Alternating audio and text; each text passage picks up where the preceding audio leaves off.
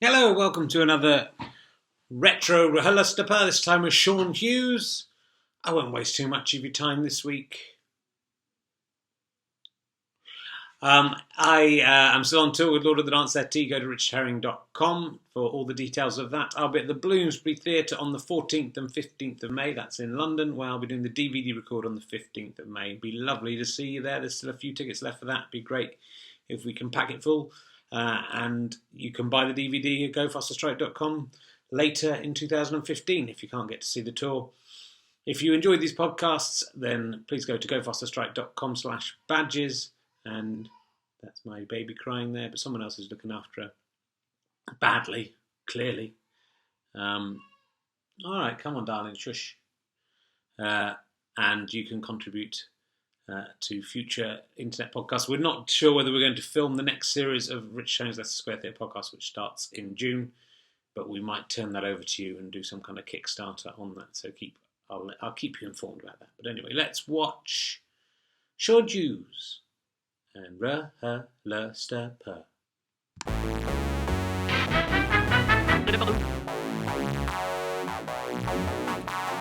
Ladies and gentlemen, welcome to the Leicester Square Theatre. Welcome a man who, according to this Ouija board, is going to have sex 2 more times before he dies. It's Richard Herring. Thank you. Hello.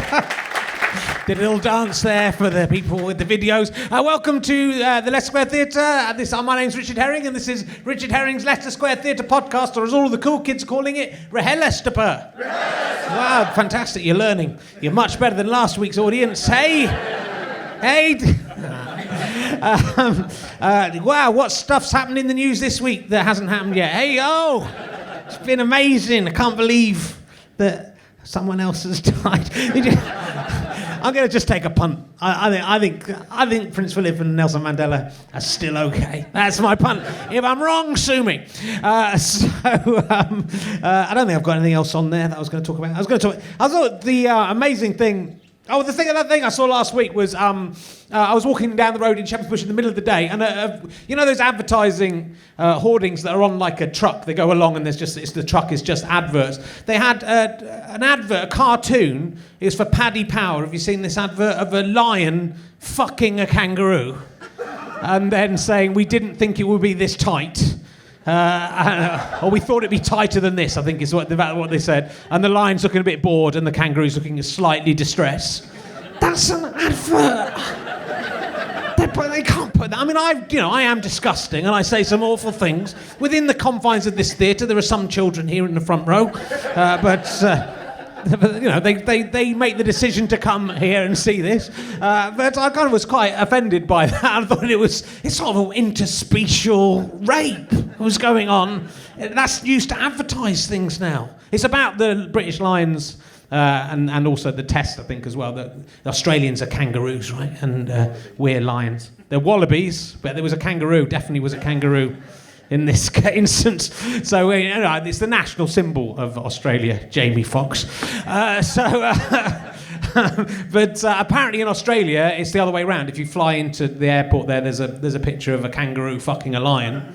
And that's advertising a betting firm that I believe is owned by the same company that owns Paddy Power. So it's like they've tried to set up a war. They're trying to get us fighting against each other. Going, look, have you seen that kangaroo fucking our lion with its bifurcated penis? I know it's in the vagina and the anus at the same time. They're trying to whip us up, make us furious, and we mustn't fall for it in order to make us bet on things. But also they were paying out for the tests already, for the rugby tests. And that was the day before Australia then beat the British Lions, so they looked a bit fucking stupid. If I ran a betting shop, I would only pay out once the events had happened. That is the first rule of betting, running a betting shop. Let's see who else we've got here. There's a man, looks like he's eating a sandwich of some kind during... Can you see him chewing it? What are you eating? Pringles? Texas barbecue sauce Pringles. Pringles, then they've been to court, Pringles, because they were trying to prove they weren't crisps. And they got away. First, this is true. I was reading about this in the paper. They went to court, and then the court agreed that Pringles aren't crisps. I don't know what they are. If they aren't crisps. And then they went back to court, and they are crisps. But have you heard about the lawyers? Have you heard about that case? No. Well, what the fuck have you been doing at university? Get working on the crisps, our Pringles crisps. Who would say Pringles were crisps? Cheer now. Who thinks Pringles aren't crisps? Cheer now.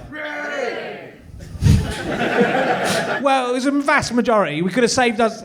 If they'd just come to the Leicester Square Theatre podcast and asked us, we could have saved them a lot of money and time. And you're going to be a very rich man. He's a lawyer. You're going to be a lawyer when you grow older.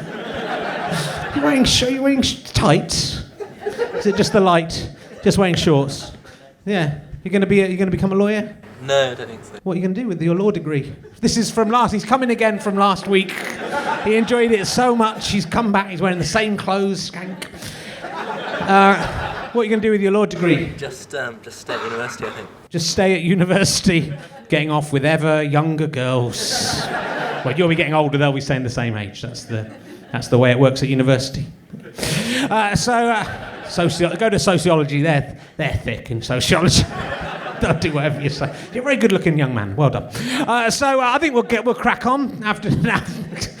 Again, abusing my audience. How are the Pringles? Are they all right? Very good. Why are you eating crisps in the front, or not crisps in the front row, depending on your... Why are you eating crisps? It's the only savoury snack they sold. Yeah. What's wrong with it? Why didn't you eat before you came out here? What's your name? I also ate before I came out. You also ate before you came out. Get a bit peckish, don't you? Sometimes. What's your name? Ewan. That's nice. You've got a nice smile. Look at his nice smiling face. Look at that. Oh, looks like a kind of Vulcan or something. What do you do for a living, Ewan?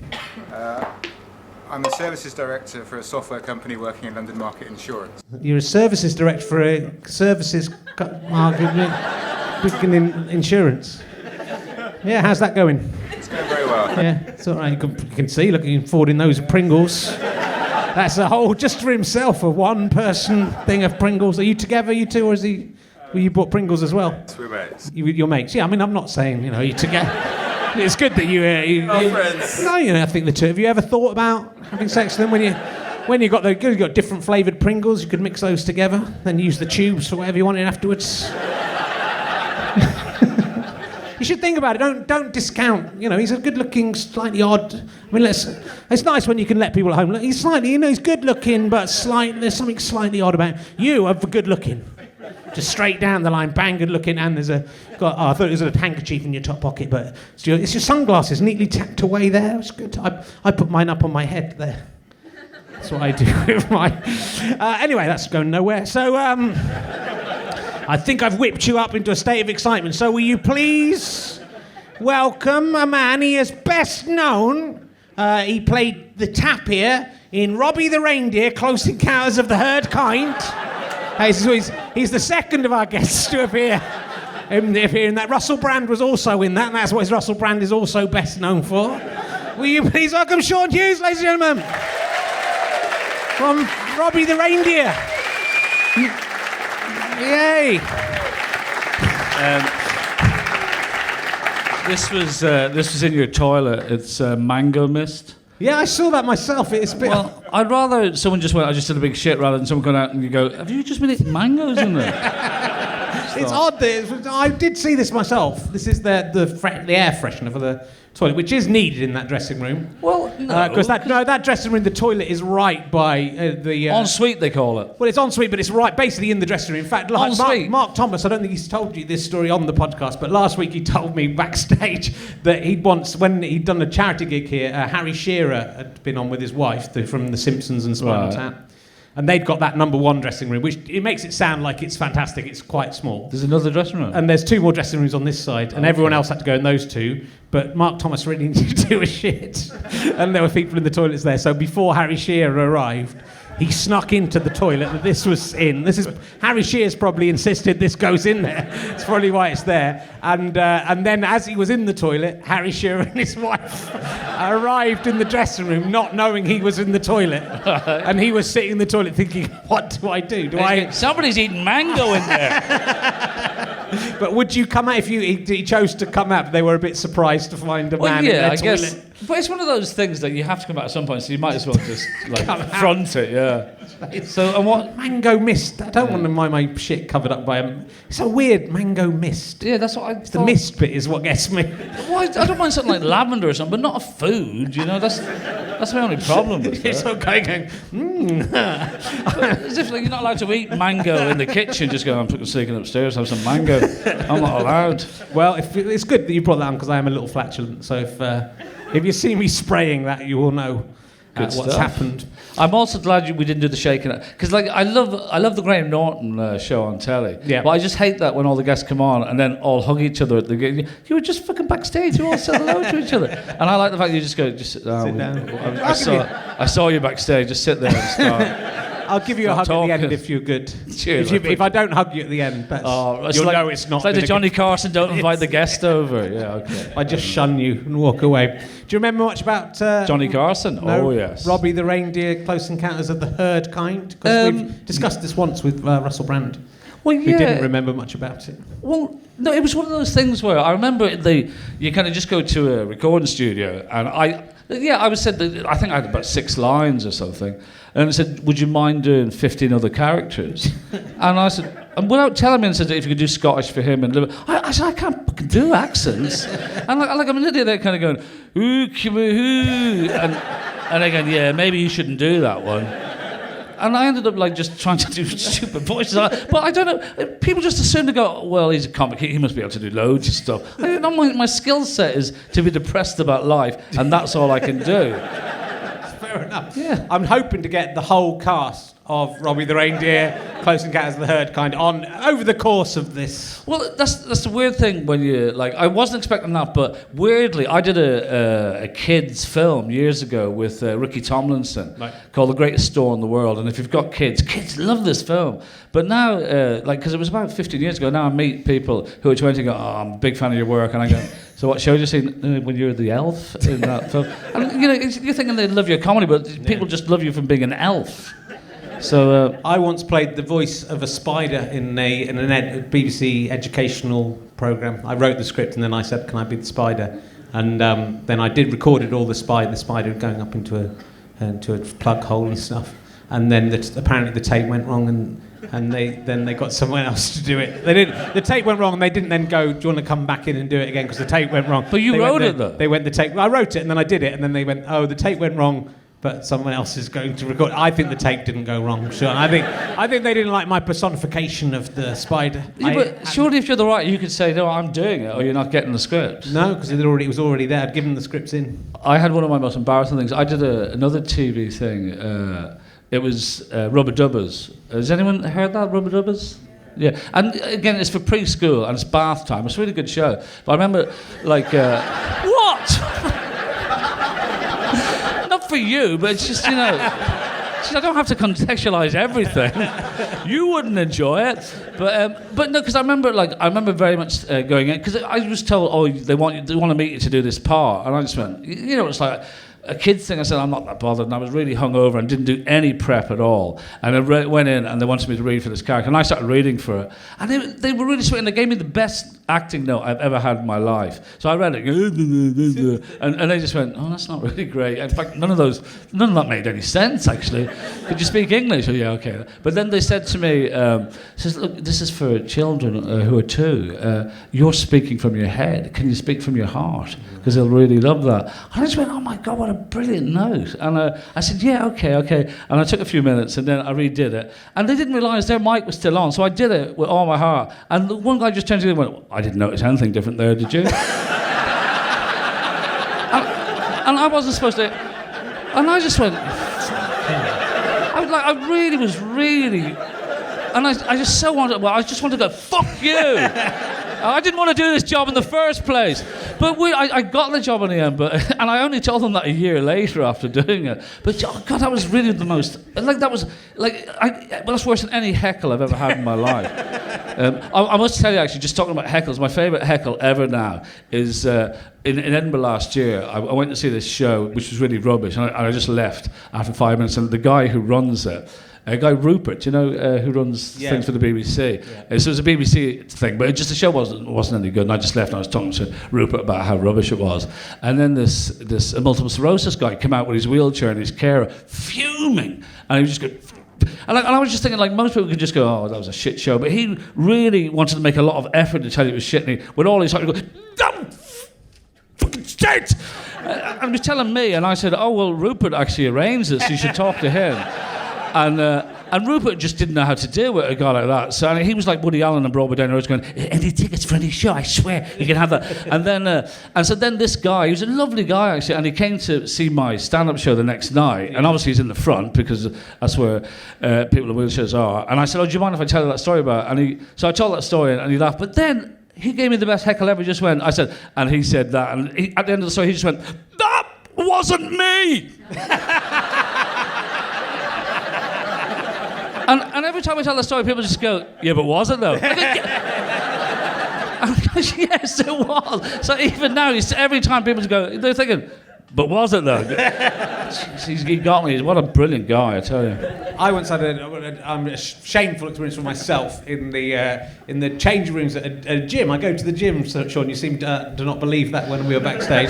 I just wanted to ask.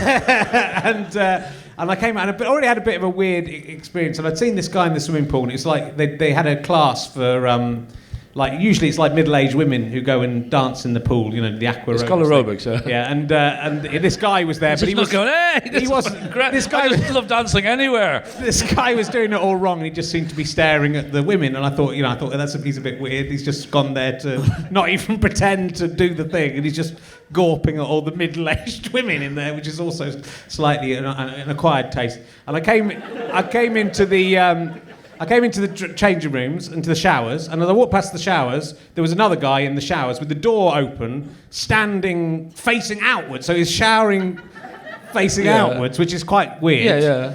With a tumescent, either a very large penis or a tumescent penis. I think with the door you were going open. to say either a very large penis or a very small body.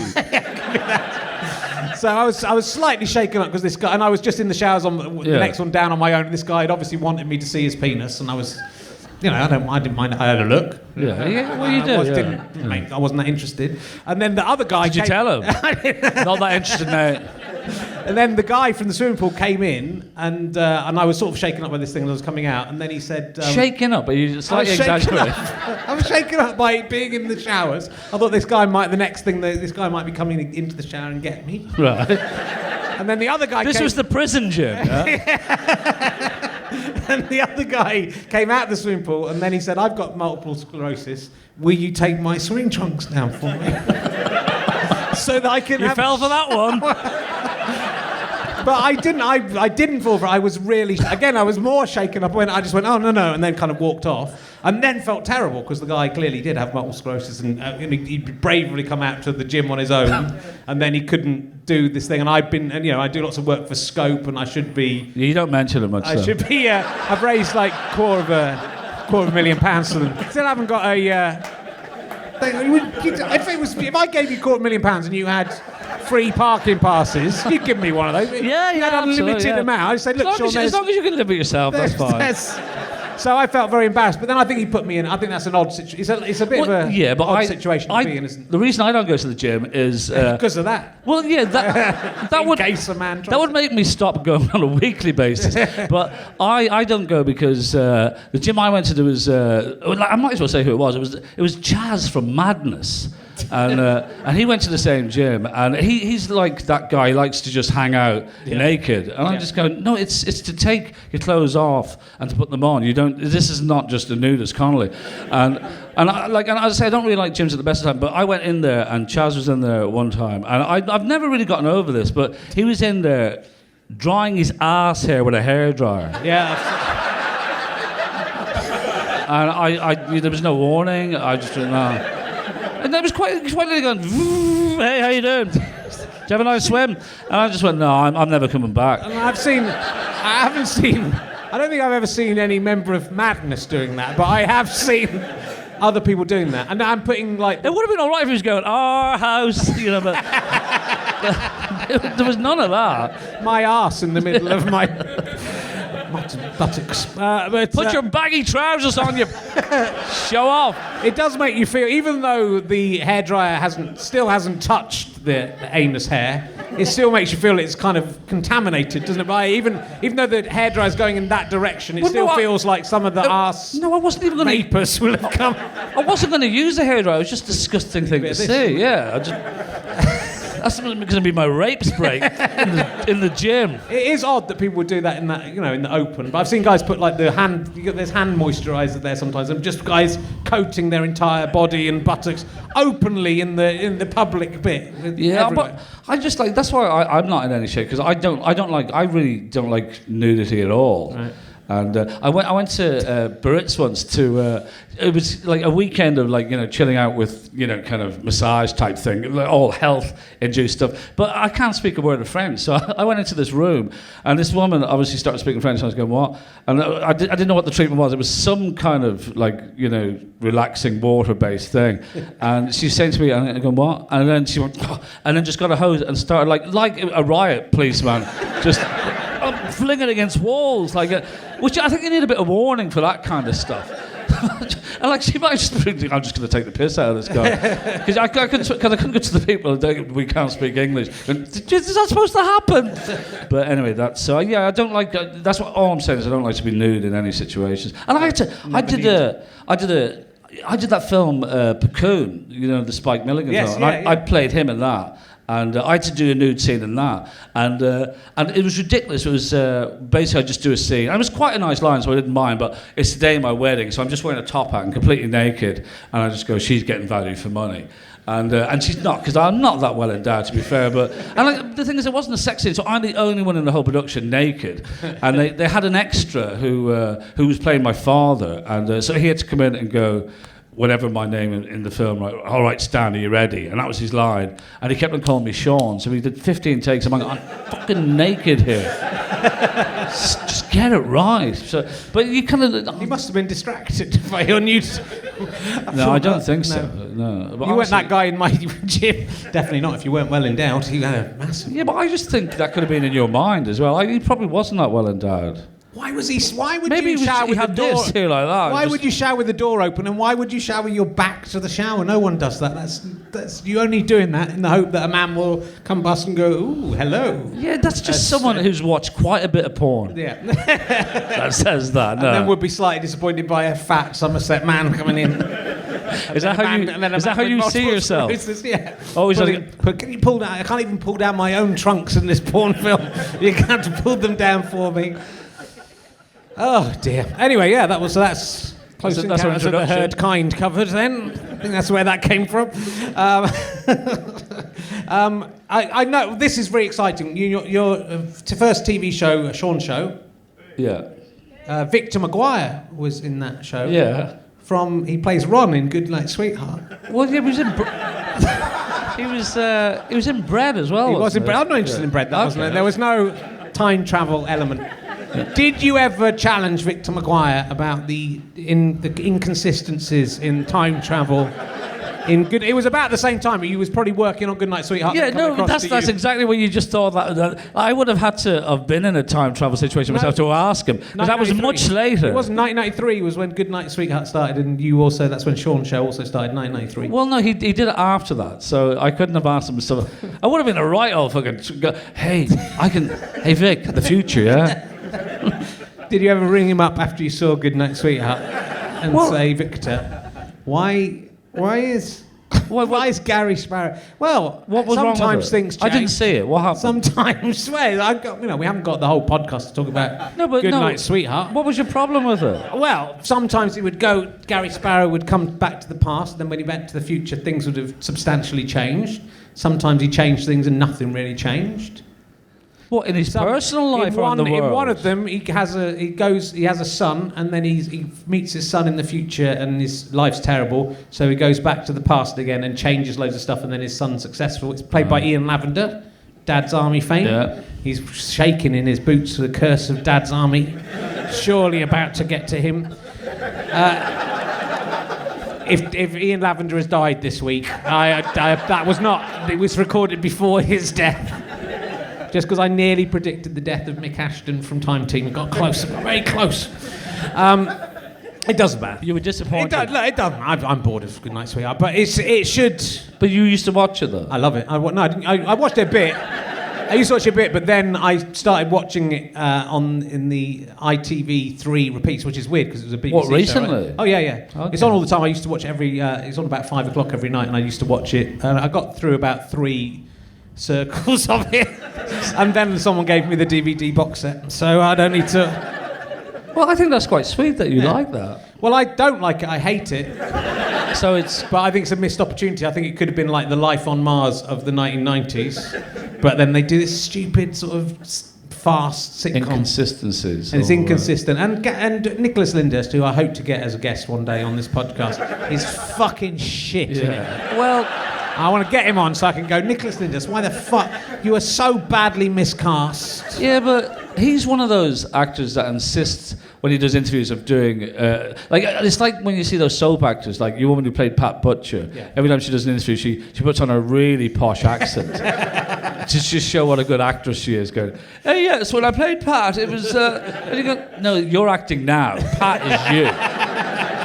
And I think Nicholas is the Rodney, isn't he? He is Rodney. Yeah, and then he's acting all the rest of the time because he does always play really posh or everything else. Yeah, when he plays posh and he's meant to be so sexy that all these women fancy. But it's Nicholas Lyndhurst.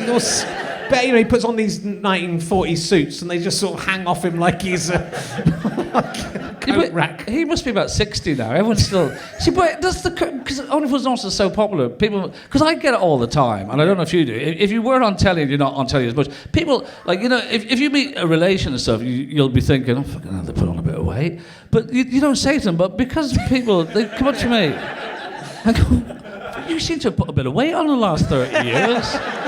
And I'm sure people go to Nicholas Lyndhurst going, fucking hell, you look a bit old, don't you? He's not 18 anymore, he's 70.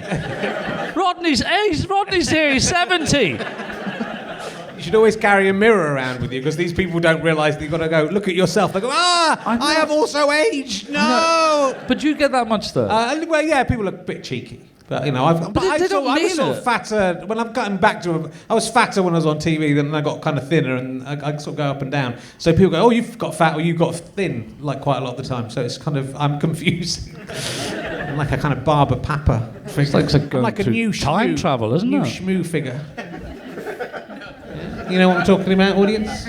Well, one person, that's I don't want 2 people knowing what I'm talking about. What is a... New schmoo, don't remember the new schmoo? Is that another sitcom? No, it was a cartoon from the 1970s that only I and a very select group of people recall. There was never a schmoo show, so it was the new schmoo show. It's like I don't know if in America there'd been a schmoo show and they go, this isn't quite working out. But what was it? There's the new schmoo. It was a bit like a little Barber Papa. Do you remember Barber Papa? No, you're just making a lot of this shit up. What? No, I remember a little thing that went. And it was little white sort of. It looked like a cock and balls. That sounded like a white cock and balls. That sounded like Johnny Lydon's new album. I remember from my childhood the programs were Shang-a-Lang. Yeah, my the sister Basic liked Rollers. that because you're a little bit older than me. What, 6 months? Yeah. So you're a big Basic Rollers fan. Yeah. That kind of 6 months when they were big, and then they just disappeared, didn't they? Yeah, that's and Hong Kong Phooey. Oh, I liked Hong Kong Phooey. Yeah, See, but everyone quicker than the human eye. So that's no good because everyone remembers it. New schmoo. What about Rocket Robin Hood, everyone? This is what you've got to be aiming for, Sean. This is the future of comedy. Don't go Hong Kong Phooey. Oh, yeah, I remember. I remember. No, fucking get them with something none of them know. Alias the Jester, half people. See, more people. No, but that's too many. That's too many to make a successful joke. Are these all kids' programs? Yeah. Right. Because also, I was brought up in Ireland, so we didn't actually have television. No, because seriously, we just had the Irish television. Then when we got the English channels, we used to call it the pipe. Quite literally, people go, "We got the pipe," and not to say pipe television was when you start getting like. And the worst thing was we used to get from BBC Northern Ireland, and we had nothing to do with Northern Ireland, And what was worse is I'm a big football fan, and what you don't realise is when you get the BBC from Northern Ireland, when the football results come on, and I support Crystal Palace, so obviously when on a Saturday on BBC Northern Ireland after the premiere, well, it was Division 1 then, when those results come, they just cut to the Northern Ireland results. And so you're going, I wonder how Palace did. And it's going, it's going Arsenal 2, Leeds, and hey, welcome to BBC Northern Ireland, Glentoran 2. I go, I don't fucking care about Glentoran. And we used to have to listen to their local news all the time. Is that mainly what caused the troubles between Most of it. If only they'd given without a shadow of a doubt. Division 2. That was the big bulk of it, and cheaper petrol, which affected even petrol bombs to a degree. Well, he didn't. What is he like in real life, Victor Maguire from Goodnight Sweetheart? Is he like Ron from Goodnight Sweetheart? Or is he different? Well, I didn't see that program. I know, but he didn't travel in time, but he was.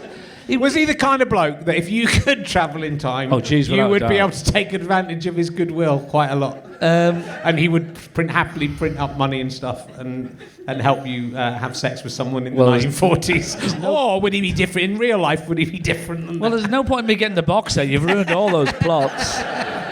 He was a lovely guy. Yeah. He was one of the when we cast. He was one. The second he came in, we just went, yeah, he's got the part straight away. So he was. He's a very funny guy. Very natural. He was too good for Goodnight Sweetheart. I think everyone was by no, your. They weren't. Many of them weren't. Especially the You should read Dirt. replacement women were not good enough. They were not too good for Goodnight Sweetheart. In the fourth series, they changed Dervla Kerwin and Emma Amos. No, she was the one who changed. I can't remember the original actress's name. They changed them for different actresses, but you'd have to be. Who would go and take over those roles that were defined by Elizabeth Carling and Emma Amos? Are the answers to that question? Emma Amos was in it. Yeah. Oh, because she was good, and I like Dervla Kerwin. If I could go, I'm writing a sitcom about a man who lives now, who is obsessed. Who's obsessed. It's good. I like it.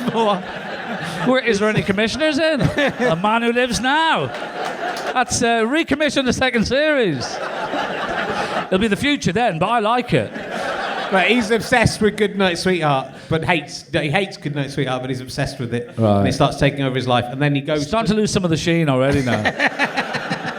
And then he goes to the Duckett's Passage, which is where they could travel through time. And you're out of the office now. He goes through there. The BBC has shown you where the car park is. He goes back to the set of Goodnight Sweetheart. So to begin with, he fancies Dervla Kerwin, but once she moves on, he then changes over to Emma Amos. But also, there's the question. In mine, it would be a psychological thriller. Many of these people are bored because a couple of weeks ago, I did explain this in great detail to Edgar Wright, the film director, hoping he would immediately go, "Fuck! I have to make this film." I just assumed he would drop his microphone and go, "Look, stop the podcast, Rich. I have to make this film. Fuck the rest of Simon Pegg and Nick. I have to make Goodnight Sweetheart." Goodnight, sweetheart. Goodnight, sweetheart. I was either going to call it Goodnight, Goodnight, Sweetheart, Sweetheart, or what was it? The E17 song. Stay Another Day. So that was a great title. But then in my version, the man isn't sure whether he's gone mad because he was so obsessed with Goodnight, Sweetheart already. Right. And then he's imagining all of the Goodnight, Sweetheart stuff. You know, I stopped listening about 2 minutes ago. So what? Do you think Victor Maguire? Really? I'm serious. Do you think Victor Maguire would be in the film? Yeah, absolutely. Without a shadow of a doubt. Because he's good. And Dervla and Emma. I don't know if Dervla would, because she wouldn't even be in some of the series. She was in the. So she wouldn't go in this spin-off. She was in the kids' film that I did. That Greatest Store in the World. Yeah. And because. Have you worked with Ricky Tomlinson? She wasn't in Close Encounters of the Third Kind, was she? Because then I'd have to have her on the show to interview. That is my my new Dave Gorman style show. I'm going to get the whole cast. It's more like Justin Lee Collins. It's something like Justin Lee Collins would do, isn't it? The kind of thing he would do. Well, So that's what I aspire to do. The kind of thing. You were in 89 episodes of Never Mind The Buzzcocks. Was it that many? Yeah. Right. According to the database thing, IMDb. Okay. Weren't you tempted to go for the 100? Bill Bailey did exactly 100 episodes. Did he? And then he quit. I don't know if he did that deliberately. Well, I couldn't have done that because I gave him a series notice that I was quitting it. Yeah. So I couldn't say, well, I'll come back for another 11. Or even the one to make it the 90. No, it was fun, but it was one of the first panel shows before panel shows became quite sickening, really. But it was But we were kind of doing the same show every week, and you know, so I'd hate to be in that situation, wouldn't you? It really fucked me off if that just became my life. Same story every week. And it was just that thing of like, I thought I was old then, like, you know, 35, just pretending I liked Bon Jovi and stuff. And I couldn't believe it, like, because people would go, how do you know the intros to every song? I go, I fucking don't. They show me them just before I go on. As if like, I'm going, yeah, I know the intro of every song ever. I wonder what's on the car. Whoa, that's not even lucky. I knew them anyway, no matter what they were. But I used to do that thing of, to try and keep it real, you know, is by being quite lazy and still not doing any work into it. So they do the intros and I'd be going, something like, and they go, it's not, let's stop the recording. John, could you go back and listen to it again? And then do it. But it was, it was a lot of fun, but Didn't it annoy you, the title of the show? It's a very bad title, and also, is Buzzcocks not the Buzzcocks? The band is called Buzzcocks. Yeah, we get annoyed about different things. If you were going to do it, if you're going to call it that, it doesn't make sense anyway. Well, never mind the bollocks, this sort of thing. So why never mind the Buzzcocks? It doesn't make sense. But if you're going to do it, it's never mind Buzzcocks. Yeah, but it was a hybrid, wasn't it? It's not. It doesn't make sense. It's a rubbish title. I'd have walked out there and then. I said either that title goes or I go. But you were a guest on it, weren't you? I have done it. Yeah. Yeah, I don't remember you. I don't remember you kicking up a fuss. I forgot. They said it's £1,000. I went, all right. I tell you what's slightly annoying is I don't like that cheese guy from Blur, and now they're reshowing old clips of the Buzzcocks on telly now, so he's part of my life, and I don't like that at all. He's voiceovering some of my life, and that's kind of mean. Because I didn't want him to have anything to do with my life. I went out of my way so that wouldn't happen. And now he says my name on television. He said my name on television the other day. I was excited because he makes cheese and stuff. But that bloke who's made cheese, he's also said my name. Yeah, and he's played music on some of the Blur songs. See, I would have had respect for him if he went off and did make cheese and you never heard of him again, except for if you were at a cheese fair. But he isn't. He just wants to be famous. And I just thought, it's none of my business, but why do you want to be famous for just being famous? Yeah. Cheese. I'm allergic to cheese as well, so maybe that's... You're allergic to cheese? Yeah, when I eat cheese, my... News headlines... my cheeks start... You start crying sweating. when you say, I'm allergic, I ate some cheese once. And then... Ask me a question and I'll break down. Okay.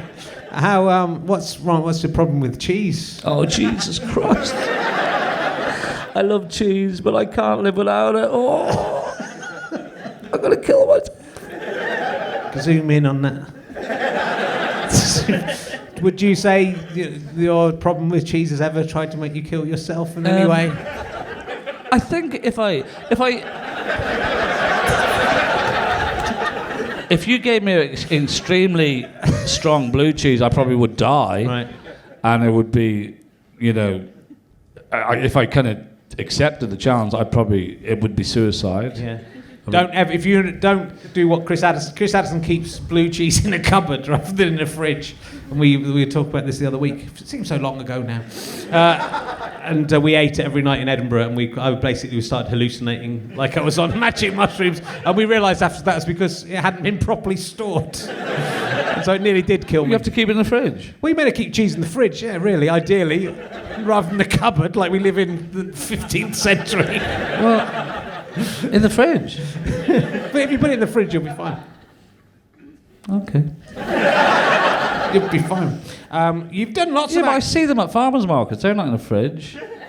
You can keep it out of the fridge for a little while. Like for example, when you're eating it, you can take it out. Just opening it. You have to get down like some kind of small mammal, gnaw it in. So... When you get home tonight, what will your snack be? That if you were going for a snack at home, I'll probably either sometimes have a little bagel at night time. Night time, yeah. That's pretty much like time travel in itself. So that's a morning food. I wouldn't say so. I think it's very nice. A bit Marmite on a bagel. Very much a morning food, a bagel. I quite like. If I have all the stuff in, what I really like to have. All the stuff in for a bagel. Well, I need a bagel, I need some butter, I need some Marmite. I've had the bagel and I'm going to write that sitcom about a guy who lives now.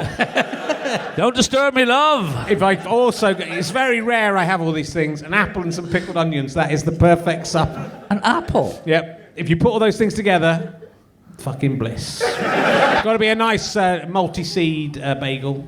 But Right. Weetabix, otherwise. I like Weetabix, yeah. Have a Weetabix when I go to. We used to, in Dublin when we were kids, we used Few to... Weetabix fans at the back there. Yeah, that's why absolutely. There was when we lived in Dublin, we used to have Spanish students come over to learn English. It wasn't like none of us went to Spain, by the way. I never really fully understood that, but we were really impressed by them. So we'd invite them around to our house. And I remember one guy. He used to always come up to ours, and he thought Weetabix were biscuits, and he used to just put butter on them and go, "Oh, they're really nice." Yeah, I've seen that. That's very dry. It's biscuit. really hard. You couldn't have many of those, or you'd need a big quantity of He liquid. never came back. He would have just thought those Irish people are savages. No wonder there was a famine. If only there'd been Weetabix around then, history could have been very different. No, I think you find that's exact. Because you think the Irish people would have just gone, sorry, there's no milk, we can't eat those Weetabix. Well, have to send them back. What is it? Weetabix is kind of a maize, isn't it? Wheat? Yeah, but the Bix I think thing. it's mainly made out of wheat. But what? You might be thinking, What's I think maize? you're thinking then? of Maize-a-bits. Yeah. They're made out of, they're more corn-based, or corn. But what? Maize, I think you're thinking of. Yeah, but so what is Some maize? But that's quite like wheat, though, isn't it? No, it's a very, very different thing. Well, explain it to me then. Wheat is a grass. And I think you'll find your fucking no. and you pick Where it all do the you top off, live? crush What them up, park do you then live make nearby? Weetabix. And maize is also a kind of grass, but it's like corn on the cob. Am I correct, nerds? Lawyer, am I correct? Legally correct? I'm legally a lawyer. Is great. Nuclear physicist. Have I got the nuclear physics? Yep, got that right. So what? It's just corn, wheat. You know, like a corn on the cob. I don't know if you have those in Ireland. No, but it's always like whenever, like they're always when Bob Geldof's giving food to Africa, it's always maize. Right. No, but they always go, we've got some maize for you. And they must be going, oh fuck's sake, not maize again. When are we going to get some Weetabix? Bob. As you know, corn on the cob goes right through you as well. It's the, like, they would go, because corn on the cob That's is the good one thing of about it as a famine food, because you can just. What are you thinking? I didn't say it. I don't know. If you've got any problem, it's your own dirty minds. Because it's just a very nutritious food, is what I was going to say. So if you thought anything different, Yeah, come on. you're the weird one here. You went before I said the bit about eating out of your own shit. So you thought, you can't have a go at me, you thought that. You disgust me. Yeah, I can't continue. Cool. I'm going to ask you some emergency questions because I noticed a lull. Right. Just for a second, we've done very well. I forgot to look what time we started, which is a problem I have with this. It's a bit like Good Night Sweetheart, isn't it? It is. What would it take for you to fillet the actor Keith Allen? It's an oldie, but it's a goodie. It's from it's a cross because it's the end of the series. That's from the Edinburgh Fringe podcast. Keith Allen? Yeah, the actor Keith Allen. What would you need in return for giving him oral sex? Well, he frightens me a little bit. So Yeah, that's part of the reason. It's a good question. Yeah, if he said, give me oral sex in a really rough manner, I might. Just out of scared him. Well, I'd like you to meet our other guest tonight. One way I should get Keith Allen, Nicholas Lyndhurst, But Justin Lee Collins. I used to be frightened of Keith Allen, but you know he was when we because with the Never Mind The Buzzcocks, great name by the way. You don't forget It is shit good. like I've that. thought about it again. But you know we had to pilot that with we weren't obviously just offered the things. We had to see it. He was one of the guys who was up for being one of the captains. Oh, was he? Yeah, because I remember doing a pilot with him. Wow. Yeah, I sucked his cock that day as well. Well, he asked. I think he did. Have you, talking of sucking cocks, Yeah. have you ever tried to suck your own cock, Sean? Look, I'm sure I have, but gave up very quickly when I realised you can't. But yeah, and I think I do remember trying to catch my own sperm. Yeah. Everyone's done that. Come on. In what? In the mitt? No, in the mouth. Just Successfully? Did you hit? well, that's why I got thrown out of the gym. Well, he's trying his arse here. Let me do my personal stuff. They call it madness. As you get older, there's no chance of that happening. Do you find in your 40s, there's no... Like, I'm very lucky if my semen doesn't really even come out the end of my penis anymore. It's it's sort of like, you know, like the progress of a stalactite or a calcified... It'll come out about 1 centimetre every 10,000 years. Well, you might just hang on the edge of the of the herring's eye. I don't want to do. Cool. I don't want to do material, but in the new show I do talk about that because when I was a kid, like a lot, because the thing is, as you know, when we were growing up, there was no internet, so people just told us stuff and we believed that shit. And my brother told me that you're gonna, you know, to be careful because you only have a certain amount of sperm. Yeah. And I believed that for a long time, and now, like, I'm not very sexual at the moment, and it's just that thing of, and I kind of go, well, obviously, physically I haven't run out of sperm, but spiritually I think I have, because I've had sperm now in my body for 35 years. Wow. And, yeah, thank you very much. It's like a wine now, we'd be talking vintage. Been keeping it there for quite a while. But it is that thing, now I think my sperm realises that I haven't procreated ever, so my sperm's going, what's the fucking point? That egg doesn't exist. What are you on about? And I think they're kind of just sick of mid-air massacres, really. I just went, we're not bothering anymore. It's a weird thing getting older. I think it's fine. It's fine. What are you worried about? I'm not really. I'm kind of relieved, really, but it's kind of odd to lose that part. Well, you did that thing of rushing into marriage recently, didn't you? I did rush. I rushed in. I was joking, but I seem to have hit some sort of nerve there. That's 44 years old when I got married. No, but I'd waited a little while. But yeah, I quite like. I think I was born to be old. I never enjoyed my youth. Did you enjoy your youth? No, not really. I kind of enjoyed being about 38 to 42, and then, you know, it's all been downhill from there. Well, so you think there's a big difference between 38 and 40? I think there is quite a big difference between, because I was talking to Russell Brand about this, because he's still in his late 30s and he's still, you know... Officially. He's still putting it about a little bit, I would imagine. Yeah. And he's quite saw him trying to do it. But you know, I think when you get a bit... I don't know, maybe it's just, you know, it might be that I'm married and that I have different concerns. But I think maybe my body's just kind of gone, that's all right. It's kind of... It's the summertime and there are young people walking around who are attractive. And I look at them and I go, no. But surely that's what you did in your 20s as well. Thank God. What? Surely that's what you did in your 20s as well. Well, I did as well. Yeah, nothing happened then either. So but there was a great period between about the age of 38 and 40 where I could have sex with people, and then it's all. But do you think it's that weird thing of at our age that if you're actually even caught looking at someone young, they're going, you disgust, you know, just for looking at people. Do you feel like, I better not look at people now? Yeah, I don't. But I actually also think I don't care anymore as well. I think in the past if you were walking on a beach and there were like naked women sunbathing, I'd go, ooh, and look away. Now I go, well, they're going to put it out there for free, I'm going to have a look. I can't imagine. And I don't care. You used to, look away when you were... I'd be really embarrassed by the nudity and, you know, and it'd be an odd thing to see when you're young, isn't it? But when you're like 6? 26. Well, because you're worried about people. I think you're concerned that people might think you're a pervert if you look at an attractive person in the nude, which I would say that probably doesn't make you a pervert. I think that probably makes you a normal person. So you would look away. But now I just sort of think. But we are. I think our generation is like it's an odd generation because we're the kind of Peter Pan. We refuse to grow up. Like look at us the way we're dressed. We're not dressed as adults. You know, to be fair. And it is that thing of we just refuse to ever really take part in society as such. Yeah, it's rubbish. It should grow up. Why don't you grow up? Well, it's no. What do you mean no? Look at him. He's about 54 years old. Because I still love practical jokes, which is a ridiculous thing at my age. But I still last time I was on holiday, and you know when you're having a meal and there's a bit of a lull in the kind of conversation. It wasn't really working out, and the guy came over, the swarthy guy, to sell you the roses, to guilt trip you to buying the roses. So I was with a girlfriend on holiday, and the guy came over and says, "Roses for the lady?" And I just went, "No, it's okay. She's a prostitute." And I just thought that was really funny. Did she find that amusing? No, of course she didn't. But enjoy it so much. But it was worth it for the laugh, though. No, but it was worth it. The fact that she didn't find it funny, I found hilarious. Yeah.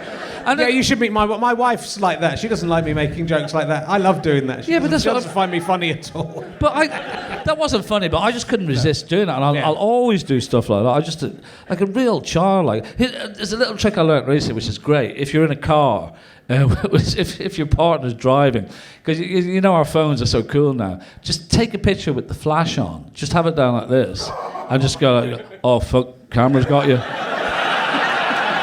It's just brilliant. Well, that's ruined the night, isn't it? That's 30 quid and 3 points. But honestly, that's a brilliant one to do. I love that. Another one I love doing in the car. But this is, I think it's funnier a 47-year-old guy doing it. Like if you're 20, you just go grow up. But when you're 47, it's hilarious. And the other thing I love doing is when if you're driving your car and you're in traffic lights, you stuck a traffic light, just wind down the window over there because they'll look over and then the guy who's in the next car will assume they want to talk to them and they're like, and they do that. You go, what? I find it's just really fun. Sorry, I love it. Talking of practical jokes and party tricks, we were backstage with Izzy Sooty, who's been hanging around for a week. I know, yeah. And you were I did my research. You were claiming you could put out more matches in your mouth than she can. Yeah, it's very... Which I think might make this a regular... Well, see who can do the most. So I think, hold on, there's some more. I'll just go over here. I've had some matches. Right, you won't have to go to the gym this week, will you? All that walking. I've already been today. I've done 15 minutes running and 45 minutes cycling at the gym today. Don't laughing at me, you gold. The only person laughing is the gold medal winner because he's going, I do that before breakfast. Everyone else is really impressed. What did you win the gold medal for? Icing. I don't know, I'm sorry. He's just a strange... Charming. Wanking and sucking his own cock. I can do them all. You can do them all? Yeah, no problem. We have to count them for the record. Yeah, okay. We have 3, 7. This is like, this could be reviewed. This program is like watching someone count matches. I've lost count as well by talking. After this, I'll tell you my Paralympian story, which I really like. If I'm still alive. Let's hope you die. Just do, before we get to that. Let's do. I'll just do 20 then. There's 24 there. Okay. This will double the record set by Izzy Sooty. Oh, some of them are upside down. Yeah, for fuck's sake. Double it every time, you're going to be in trouble. We are. Exponential mathematics there, sir. That is sec. If we double it every time, we'll be in trouble. Buy my DVD, What is Love Anyway, to find out the terrible consequences of exponential mathematics. And Sean Hughes is preparing, for those only cheap enough to listen to this in audio, he's preparing the 24 matches. He's taken the box. He has struck. The matches have flared up. Oh, it hasn't gone out. Oh, I don't know if it counts. 24 matches. He went in. He showed that there wasn't some magic match put around.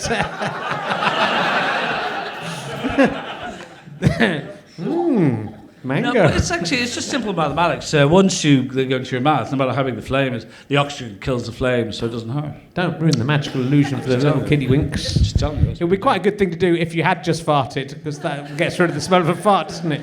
So you could do 24 matches at once, and that would destroy it all. Oh, I've lost my book. I don't know what to ask you now. I just wanted to say, because with Ireland in the Olympics, we were so bad.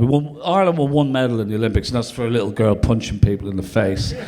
And she now does the tourist ad for Ireland. Come to Ireland. You're not leaving. But then in the Paralympics, we had this guy. He won the Jason something or other, and he won the 100 and the 200 meters. Are you aware of this guy? They don't all know each other because they got gold medals. But he might be slightly interested in sport, is what I'm saying. Do you know the guy he's talking about? Oscar Pistorius, I think he's called. What happened to him? The advert for the tourism in South Africa is a lot worse. That's what I'm saying. But the thing is, he won the 100 meters in something like 10.2 seconds, which is like 0.3 off the world record. And because basically I was embarrassed because it was really bad because there was nothing wrong with the guy. He had a wonky eye. And he's like that going, oh, I'm ready to go. And like people in wheelchairs coming back 2 minutes later, and he's going, he's doing laps of honour. And then I talked about this on Irish television on the Late Late Show, and I did it. And then, of course, this is what I love about the reason I love Ireland, can never live there ever again, is the Irish Star the next day were up in arms with me, slagging off our hero, and insisted that we race each other for charity. Yeah, that's a fair race, all right. It was wonky. I go because even when he won it at 10.3, he still had the cheek to do an interview after going, "Oh, it was a tight one there. Like I nearly went into the other lane there with the wonky eye."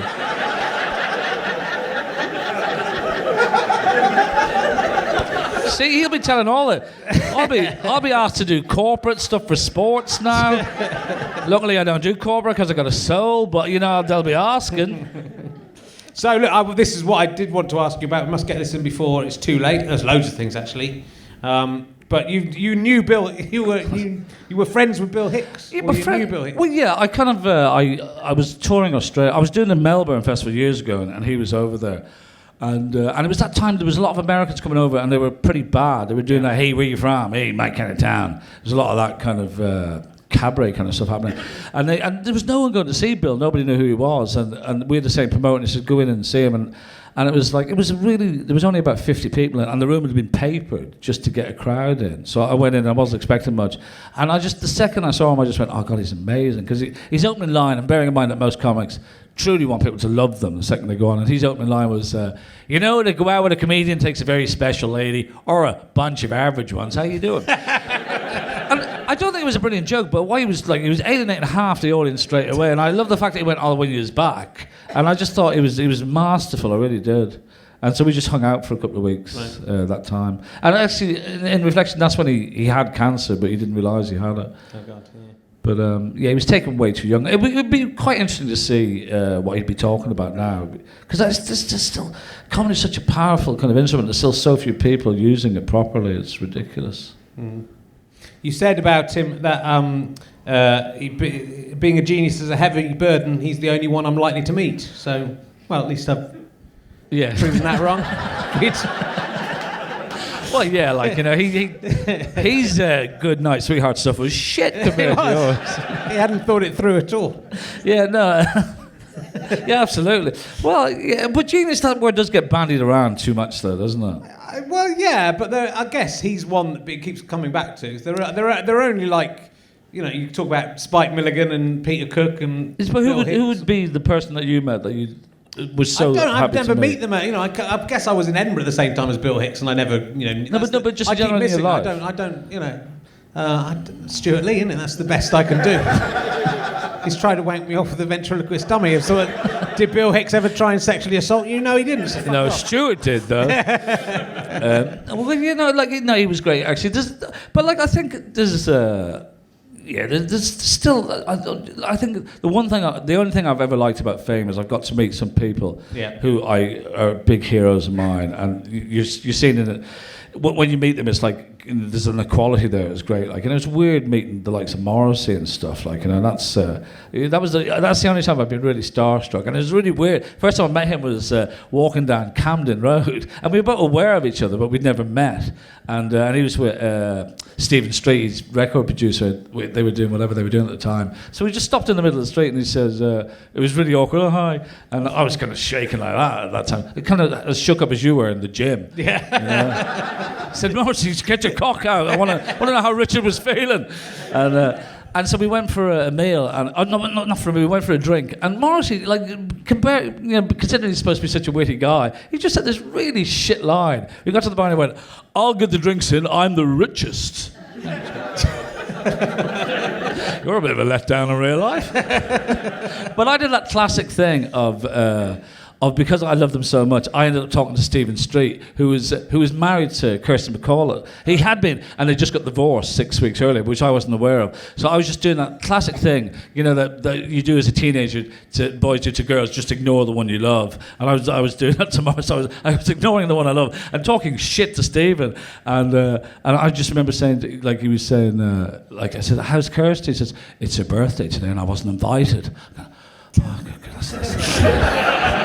And I swear I just said to Morrissey, any plans to get married yourself, Morrissey?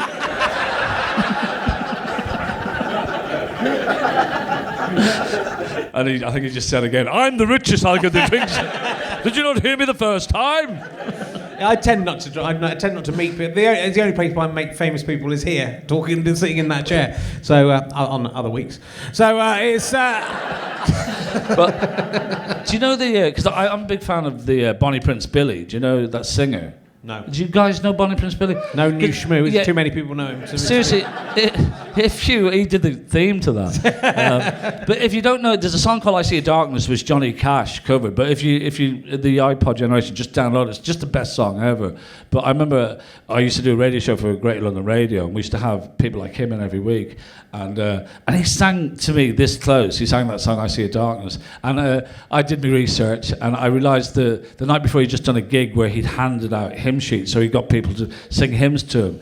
And the rule in broadcasting is, especially in that radio station, if someone swears, they're off the air straight away. I was having the best time of my life, and I just said, "So, buddy, you had people singing hymns back to you last night. What was that like?" He went, "Fucking awesome!" And thank you very much. That's the end of the show. And I was just so annoyed that I just love that. Especially like my passion, probably more than comedy, is music. So just meeting a lot of those people was just amazing. You met the lead singer of Right Said Fred, didn't you? A lot of times. Yeah. He seems to be the co-captain on the Buzzcocks. I watched the first episode of Never Mind The Buzzcocks. Right. Just as a research. Was he on it? He was on the first one. Right. You and him and I can't remember who the other one on your team Phil was. Jupitus. Phil Jupitus was on it. He's been on all of them. I know. Yeah. And the drummer from Dodgy was on.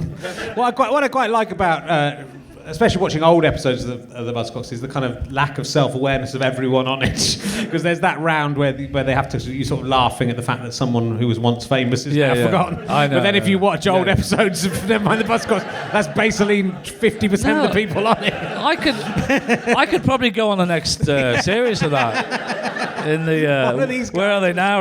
I used to sit there.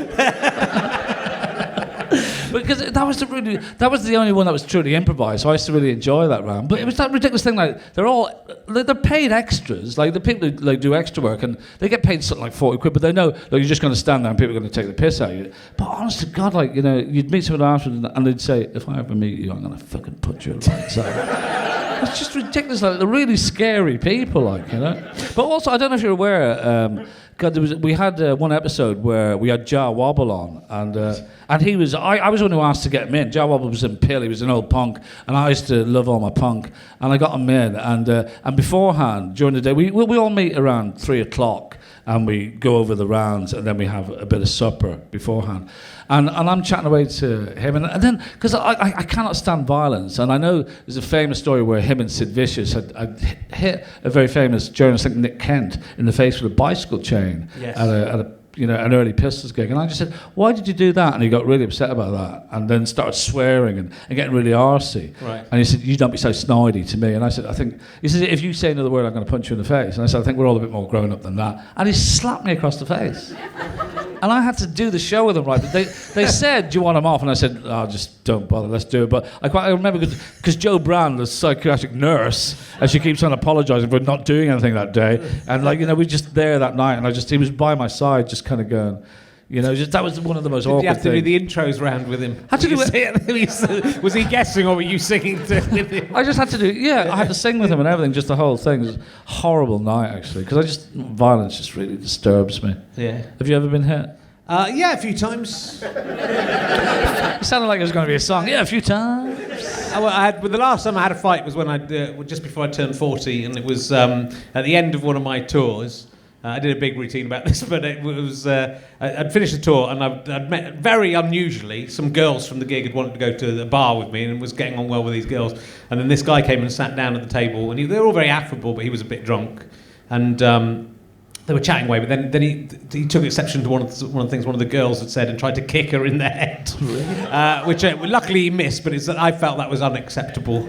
She hadn't done anything that bad, and so all his friends dragged him out of the bar. But then he waited outside the bar for us to come out, and he sort of went for the girls again. And I kind of said, get back. And then he said, "And you're a cunt as well," and tried to punch me in the head. And then I never do this. I would always walk away, and I wasn't even that drunk. But I kind of had a fight with him. But he was a university lecturer. And we had this kind of ridiculous fight where I ended up getting my shirt ripped, but we hardly punched. I got one good punch in, which felt amazing. I've never punched anyone really. Felt amazing, but we just basically did all this windmilling and missing each other, and then he dragged away and the police arrived and they said, do you want us to charge him? And I said no, and then I was really humiliated because I've been getting on well with these girls and I had my shirt ripped, and I just got in a cab and said, I'm going to go. They were going, oh, don't go now. So I'm going. Got in this cab, and the taxi driver who'd been on the rank and seen the whole thing in Liverpool said, that was the funniest fight I've ever seen. That's probably why I've never had a fight. I've been so bad. So I've been, there's been a couple of these, but I've always just had those kind of useless, Because you probably, the same as me, you get a lot of that, oh, you're a bit cheeky, how many times have people slapped you in the face? Yeah. But, it just doesn't happen really, No, it does doesn't really happen. But I was thinking about the other day, because when you were young, you used to fear that if you were out on the streets and you were 20, you were worried that some guy would just take obsession to you, even though it didn't really happen, just punch you in the face. But once you get to 40, you kind of don't worry. You're sort of the worry invisible. now is, I always worry, the only thing I worry about is like a bunch of 12-year-olds beat me up. Because I know they're well capable of doing it, and that would be humiliating, Yeah. But if you were 12 at the time, you go, that's power. But in the 70s, people used to just punch you around the place anyway all the time. Things have so changed now. Well, it's very violent. It was very violent around the punk movement, wasn't it? Because they were getting beaten up themselves, weren't they? Yeah, but I don't think it was to do with punk or politics. It was just like, in the 70s, people used to slap each other around the face. Well, they didn't like if you were different, if you did anything weird, So things have changed, have gone on a long way, really, from there. 'Cause You'd hope Johnny so. Rotten used to get just beaten up in the street all the time. Yeah, but wasn't there like some Goths murdered a couple of years ago for no reason as well? Yeah, that's true. So it still happens. No, of course it does, yeah. And Muslims as well look different to some people, and they are attacked. Seriously? Yeah. What do they look like? I've never seen I them. don't know. They're in disguise a lot of the time, so you can't really see them. There we go. Moving on. I haven't asked you. Have you ever thought about joining the English Defence League? I was just trying out a little, but the little taster question. You see, didn't go. Hold on, I'm going to stand up to that. So No, the weird thing is when I was growing up in Ireland, one of my musical heroes was I always really liked really posh English guys, and for some reason Julian Cope was always and this is the time when there was a lot of beef between our two countries, so we were supposed to despise everything that was British. And I was the one in my dressing room, Jesus Christ, in my dressing room at home. Where are you going? he's going to make a bomb. He's off to make a nuclear bomb to end all of this. He can do it. Didn't you have enough walking on the Great Wall of China? But He's going to find another wall. I've fed up with this. Get on a wall. You didn't even bring this with you. But I've always liked really oddly very British things, actually. Yeah. Like Oscar Wilde, who is Irish as well. He's the most. Are you saying you were like Oscar Wilde, or that you like Oscar Wilde? No, I'm very like Oscar Wilde. I'm very like Oscar Wilde, weight-wise now. Have you seen his? Because I was in Paris last week and I did the whole. I like going to the cemeteries because they got all these covered up now, so people can't kiss it anymore. But my favourite one is Samuel Beckett's buried in Paris, and it quite literally just goes Samuel Beckett and the year. Yeah. And it takes you fucking ages to find it because there's no flowers or anything, which I think is just perfect. There's a sphinx on Oscar Wilde's grave, and someone broke something? I think there was genitals on it, and someone broke off the penis off the sphinx. Anyone know if that's correct? Yes, there you go, Wikipedia. I've been reading a lot about death. I've never been to that particular graveyard. Well, no, it's Jim Morrison's there. Yeah, there was a couple of German Depeche Mode fans having a little visual by it. Honestly, it was just... And they'd kind of got a little cardboard love and took a picture of themselves by Jim Morrison. Just grow up, you fucking idiots. But Edith Piaf is there as well, by a real name as well. What's her real name? I've forgotten. It's just not Edith. It's not. What's Edith Piaf's name? Does anyone know? She's forgotten. Yeah. She's Little Sparrow, anyway. But what I love about Oscar Wilde is the Irish government have put a protection thing on and just saying, just protect the memory of Oscar Wilde. I'm thinking, God, you did nothing for him when he was alive. How dare you do it now? It's not the same people. Wow. It's a very Big old time bloke. lords. Very old bloke. I've got It's all that Weetabix. I can't go to finish the series without asking you this very important question, which may never be asked again. Probably will be. If you had to choose between having a hand made out of ham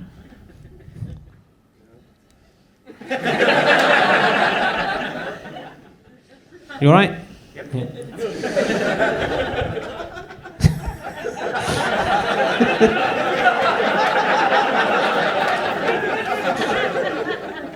He's quick, but he can't be that quick. Does that do it? I guess the nuclear fusion could...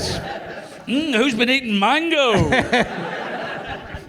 It really smells worse than shit. I know, It's just... I think I might have to shit on the stage in order to get rid of the... Which is a callback to last week. And then get some people to sing some Queen songs on the other side of it. But, would you... Thank you. Callback.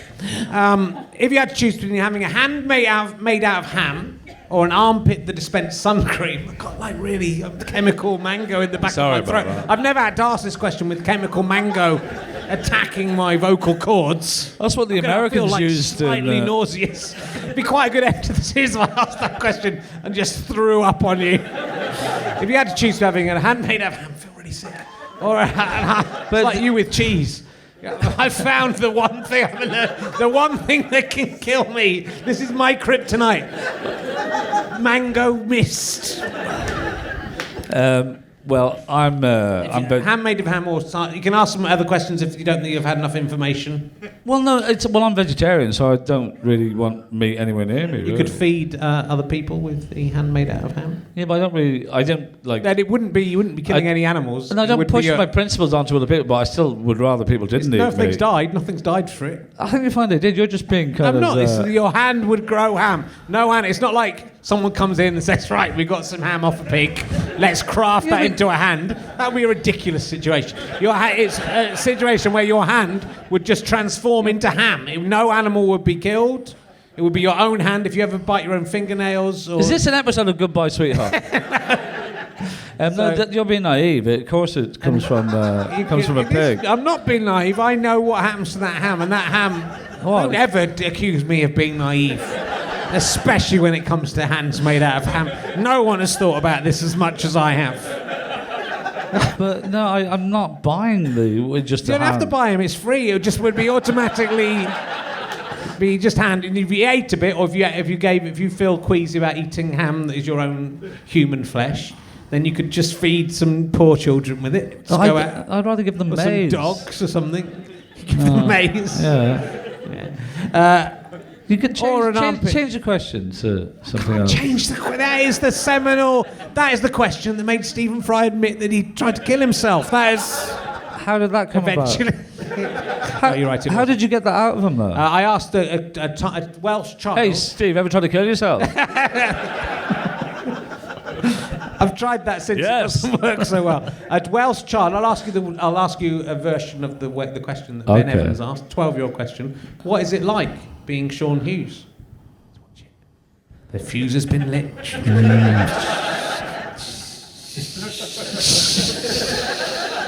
Freaky. Ham. See that ham would put out because it's slightly damp. It's got that kind of stone, scissors, ham. That's a new game, isn't it? Yeah. I think it's just for the completists. It's an armpit of sun cream then that you're going for. Because there's people who'll be putting that up on a website. So we don't want to get to no answer because that would be embarrassing. No answer given. All right. But then we'll go back to what's it like being Sean Hughes in a second. It's very much like both questions are quite similar. To be fair. So it's like having a handmade ham. Well, it's like being asked that over and over. My life is like someone coming up to me, who I quite like, coming up to me going, "What would you rather?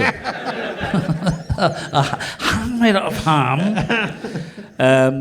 But see, the thing is also about armpits is that's where your actual proper smell comes. Your wife probably fell in love first with that smell. Yeah. So no, but But that is true. Like that's where that is your proper smell, and that's what makes you an individual. So it's kind of My you wife smell actually- quite mangoey, mate. Yeah. My wife, the top of her head smelled so nice when I first met her. It doesn't smell like it anymore. Well, what did it smell like? Your sperm. Good. No, before. Before that, Cheers, love. That was lovely. my sperm is still creeping towards that. You'll have to come back in 10,000 years' time, and then the sperm will have reached her head.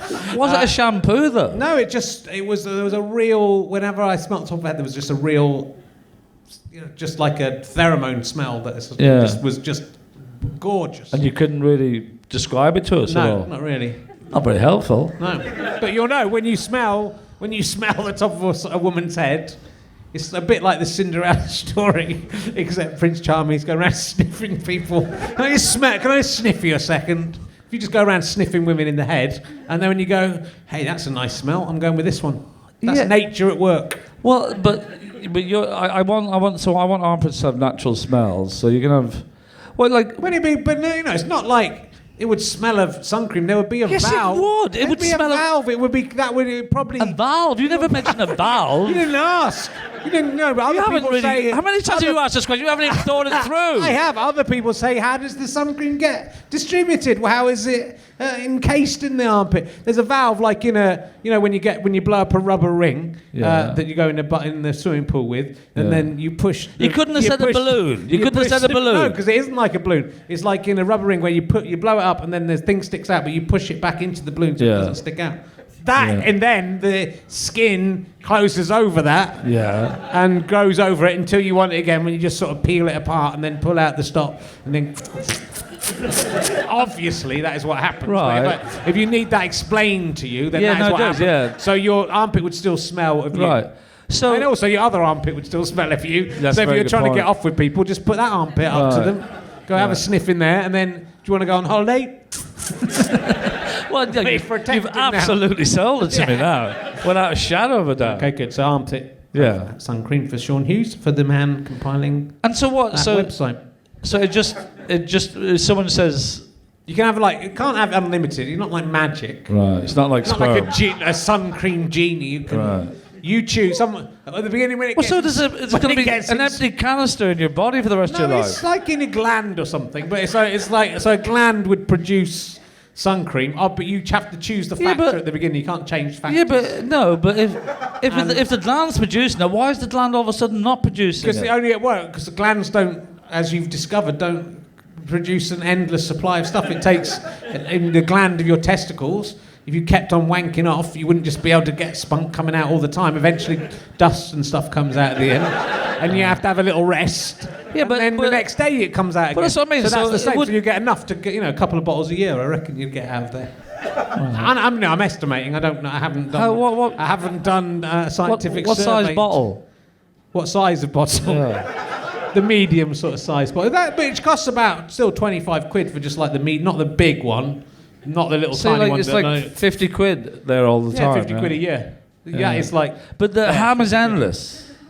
Is it endless? The ham is endless. Well, the ham, if you eat it, it'll take some time to grow back as well. It's like nature. It's not magic. All right, okay. I thought it was more magic. Yeah. There's no magic involved in it. Okay. It's nature. There's nothing more natural in this world than a man with either. You can't have there's never been someone with both, and that will never happen. It's either a hand made of ham or an armpit. What is it like being Sean Hughes?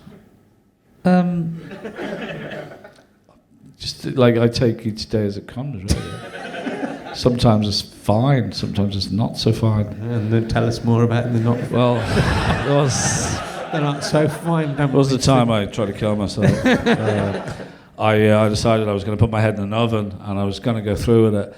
And then I had my head in the oven, and then I went, God, this smells of chips. And I thought, I'll just have some chips before I die. And I just kept on looking for excuses, and I'm still smelling chips, basically. So that's what it's like being me. It's just smell chips every so often. I think life's all right. Not as good as Stephen Fry's. Yeah, well. It's not as good, not as likely to get me on the telly. That is, you say you know a lot of things, and that makes you a good guest because you know stuff. But do you know this? How many different chemicals are there in a carrot? How many different chemicals are there in a carrot? How many chemicals? In a carrot? In a carrot. Does the carrot dispense ham? No, it's a regular. This is just a regular question about a carrot. If you don't know the answer, in the carrot or what's been sprayed on it? and there's no on the natural carrot. How many chemicals are in? Yeah, but like how many chemicals make up a carrot? Yeah, like but you're made of chemicals. Sure, the tip of the carrot is overground, so it can have other chemicals in it just from the way we pollute the air. This is an organically grown carrot. Yeah, but it's still the tip of it. Will Don't be know the answer, do you? You don't. No, you're trying to play for time. While of course, I don't know the answer. I'm not Google pretending. it. But if you don't know that, then how can we listen to anything else you say? No, that's a very valid point. What is the answer? Discount. Don't know. Can't really listen to the answer. But is a chemical like? John Lloyd just asked me, and I said I said one. And he said no, it's not one. It's loads more than that. And so then that was his argument as to why he didn't have to listen to any of my arguments about why there wasn't a God and stuff, because I didn't even know how many chemicals there were in a carrot, and that is the question. So he got to talk to you about God, and I get to talk to you about Goodbye, Sweetheart, whatever it's called. Good night, sweetheart. Yeah. Fucking hell. I was just thinking that'd be the name of your one. Goodbye, Sweetheart. At least listen if you're going to come on the show. I will. I'll try. It's good. Well, no, we've nearly. Have you brought your guitar along to sing? Sing okay. this song? Gonna sing a song in Irish? Yeah. Actually, I one place I played last year, which I've never played before, is Lincoln. Have you ever played there? I have played Lincoln. It's fucking weird, isn't it? There's some weirdness. Yeah. I had two guys sit in the front of the show all the way through, just going, "Whoa, this is fucking..." Not heckling, just going, "It's fucking..." And I thought, because it's an interval, I thought they'll leave at the interval, and and it's kind of slightly upsetting, but they're waiting for the whole second half. Oh, gee. This is fucking... Oh, fuck it. For the whole thing, and then at the end, didn't applaud, just when everyone else, "Hey!" and fucking... That's always. But why I wanted to mention Lincoln is because this is how my brain works. This is what it's like to be Sean Hughes. You said, "What's it like to be me?" And then no, you didn't. What you said is, "Have I got my guitar?" Yeah. And I immediately thought of when I was listening to last week's podcast and how you said that to Izzy, and how she started singing that song in Welsh, and I thought, I'll do it in Irish. So that's how my brain worked. Yeah. And then my brain went to, I'll tell you a story about Lincoln Prison. Which is to do with the Irish language, and it's because our first Taoiseach, which is Prime Minister, was Eamon de Valera, and he was in prison in Lincoln Prison just in the 1920s, so it's still a working prison now. And when I found this out, I just went, oh my God, because I asked people on Twitter, what should I do in Lincoln? They said, that's where Eamon de Valera was, so I went there. And the first time, I'm just outside going, oh my God, it's amazing. And the security guy's going, sorry mate, what are you doing? I'm just going, it's just amazing, isn't it? And I think I'm trying to get someone out. And then I it must have looked a bit weird, just a guy getting very excited outside this prison. And there was no one waiting to come out. And so, but then I found out how he escaped. Bizarrely, quite literally was the key in a cake, which you think is just bullshit, but that's how they did it. But how they got the instructions in is a load of Irish people used to wait outside the prison wall and sing songs in Irish, so the English guys were just going, a load of piss heads, but they were actually giving them the instructions in Irish. They were going, and the key will be in the cake, the cake, a cake, under the icing the key will be in the cake. I thought, what an amazing bit of history Lincoln has.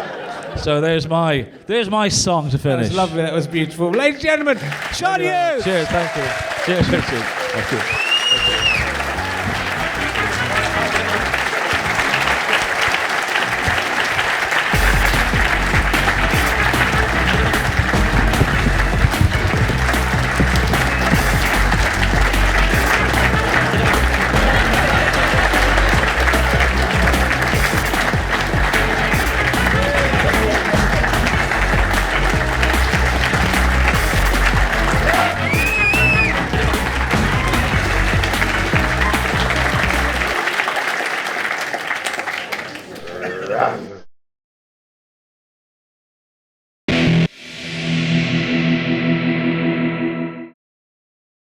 How'd you like them sky potatoes? Well, we all had a lot of fun there, but it's time for the fun to stop. And that is the end of the podcast.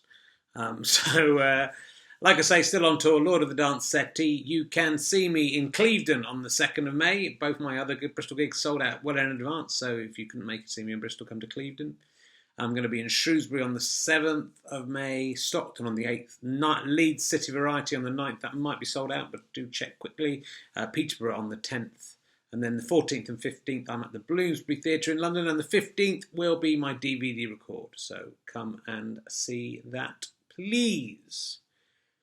It will make people who watch the DVD in the future think that I was popular if you all come to that one. Now, don't let me down. We'll be back with more retro RHLSTPs very soon. Thank you for watching. Good evening to you, I hope. Or morning, if it's morning. Or night, if it's the middle of the night. Why are you watching this in the middle of the night? What's wrong with you? What's wrong with me? That's the real question.